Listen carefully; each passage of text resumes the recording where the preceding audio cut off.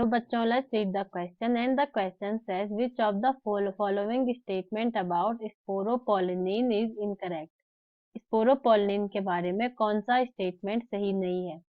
First one is exine is made up of sporopollenin.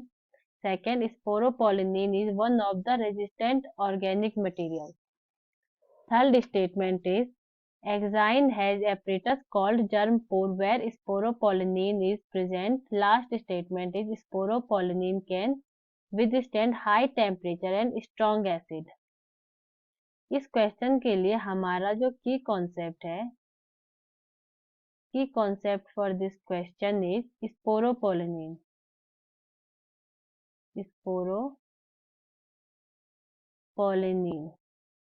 तो first we should know कि sporopollenin क्या होता है.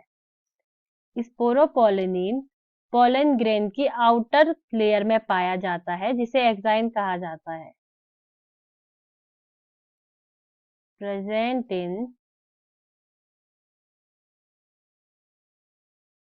Outer most layer of pollen grain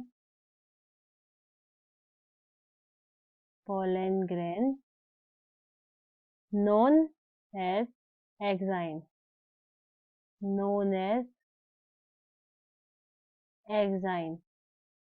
और ये one of the most resistant organic material है. Most resistant organic material.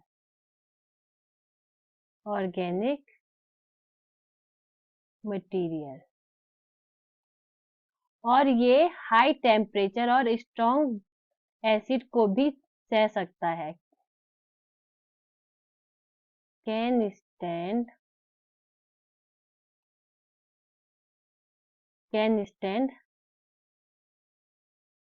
High temperature and strong base and strong acid. और अभी तक कोई भी एंजाइम स्पोरोपोलिन को डिग्रेड नहीं कर पाया है.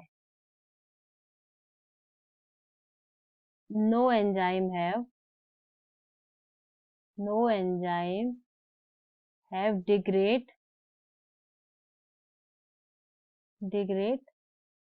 Sporopollenin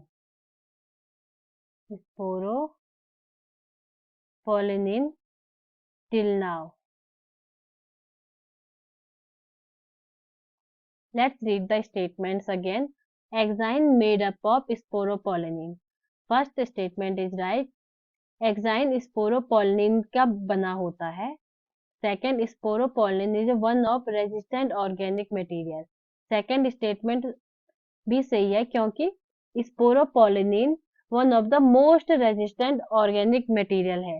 Third statement is Exine has apparatus called germ pore where sporopollenin is present. ये थर्ड स्टेटमेंट गलत है. जर्म पोर में स्पोरोपोलिन नहीं पाया जाता है. Last statement is sporopollenin can withstand high temperature and strong base.